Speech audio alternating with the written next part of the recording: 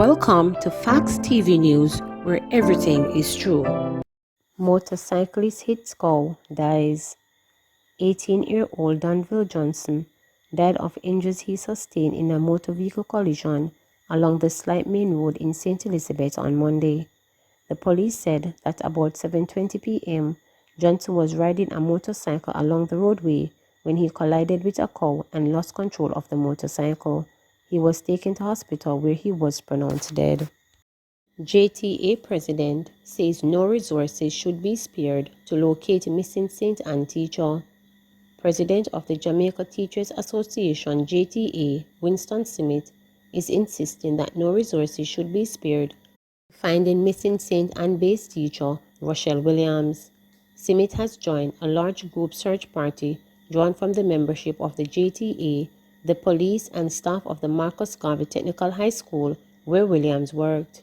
Williams, a teacher of mathematics who lives in Goshen, St. Anne, has been missing since Wednesday, September 15, 2021. She was last seen in Brownstone in the parish wearing an orange blouse and cream pants. We are committed to searching for her extensively and will follow every possible lead, and we are doing everything humanly possible to not only locate the teacher but the missing student as well.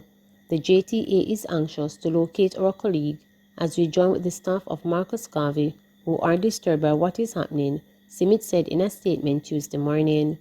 Amanda Prince, 14, a student of Marcus Garvey High School who was reported missing, has now been located. We are desperate to hoping to find Rochelle alive and in good health, he added. 4 men in custody following $11 million ganja bust. The Narcotics Division has reported that investigations into last week's seizure of more than a ton of compressed ganja offshore Galena St. Mary is continuing apace as preparations are being made for formal charges to be laid against the 4 men who were arrested in connection with the incident. The probe began on Wednesday, September 15, when the Jamaica Defense Force Coast Guard arrested the men and handed them over to the police, along with 2,935.5 pounds of compressed ganja, a canoe, and a Yamaha engine.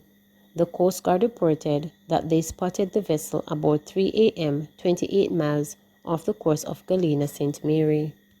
2 shot dead in Linstead days apart. Detectives in Linstead, St. Catherine, are grappling with another upsurge in gun violence, with 2 men being the latest victims. They were cut down within the space of less than a week in separate attacks, which transpired within walking distance from Linstead Town Centre. In the latter incident, which took place at Lake Meadows after midfall on Monday, a man whom police have yet to identify by name was shot multiple times. Reports are that about 8:30 p.m., residents called the Linstead police and reported that they heard explosions in the area and subsequently saw the now deceased jumping a fence in a yard. When the police arrived, the now deceased was found lying face down in the yard with gunshot wounds to the upper body, said a police report. Detectives theorized that the man drove a Mitsubishi L200 pickup to the scene as the vehicle was found parked nearby. The gun attack took place 4 days after Linstead was rocked by another deadly shooting, which happened at a playing field beside the Linstead Primary School. The victim was 21-year-old Ashley Johnson, otherwise called Ashley, from Rosemont District in Linstead.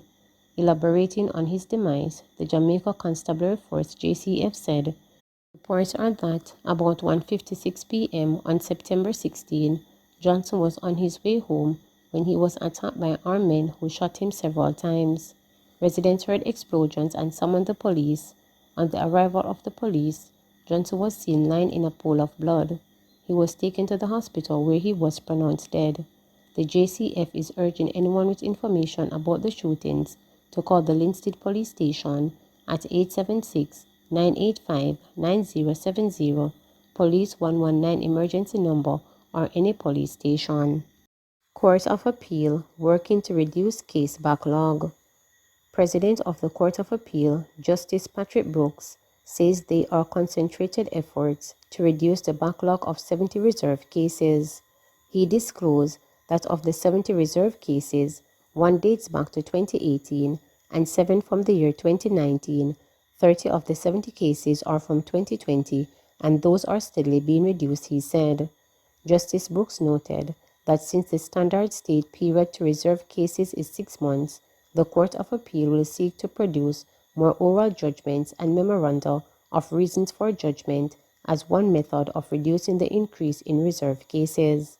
Another method is to place some simpler case on a flash track system to allow for a quicker throughput and less reserved judgments, he added.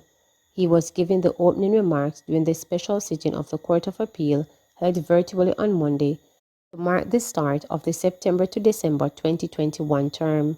The statistics show that this court has delivered about the same number of judgments for the year so far as we did last year. We have, however, disposed of many less appeals than we did last year, he said. Against that backdrop, Justice Brooks noted that the court will continue to improve its effort to serve the public. Meanwhile, he disclosed that in light of the social distancing protocols, the court had technological challenges such as low bandwidth, problem with telephone connection, inadequate cameras, and microphone systems. We as a court have soldiered on as everyone else and doing our best in the situation.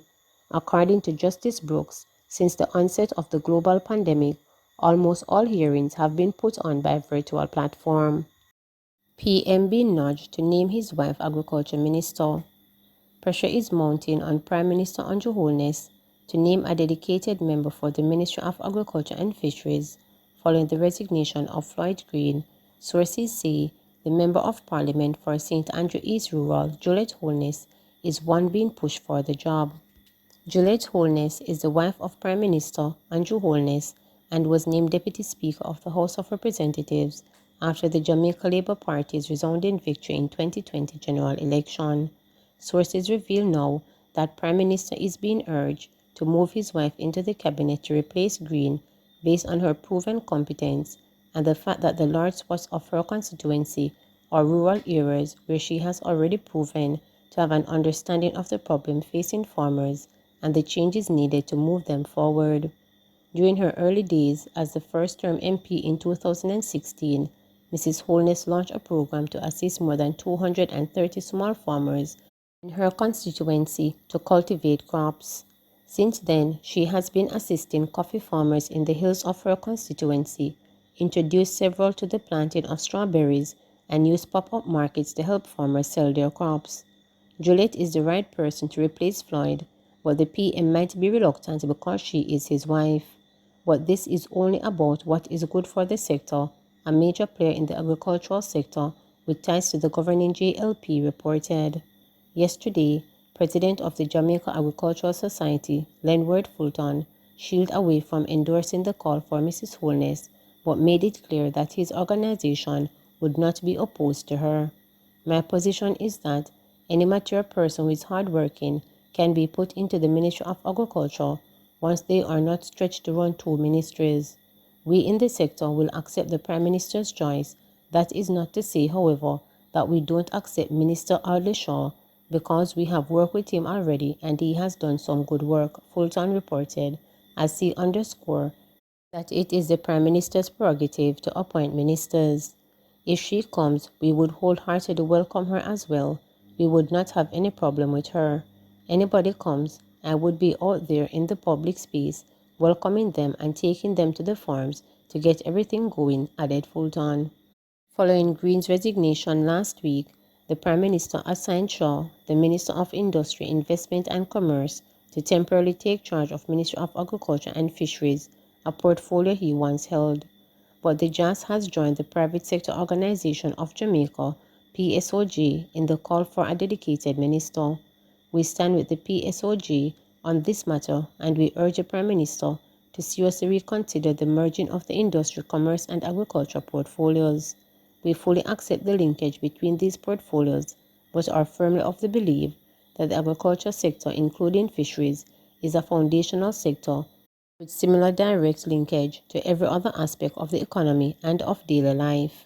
As such, it requires a specific and dedicated attention as a stand-alone ministry to build the portfolio, especially at this critical juncture with the novel coronavirus pandemic still at the forefront of our consideration, said the JAS. In its immediate response to the temporary appointment of Shaw, the PSOJ said, while it acknowledged the relationship between agriculture and fishery and industry and commerce, it believes that the breadth and significance of the agriculture portfolio requires a dedicated ministry with a dedicated minister to provide the necessary attention. We therefore request Prime Minister Holness to reconsider the merging of the agriculture, fisheries, commerce and industry portfolios and implore him to seek to identify a dedicated Minister of Agriculture and Fisheries to oversee the transformation of the sector, said the PSOG. Green resigned from the cabinet after a video surfaced showing him at the gathering at a hotel on a no-movement day, with COVID-19 safety protocols being ignored. Please remember to subscribe, like, share, and click the notification bell for daily updates.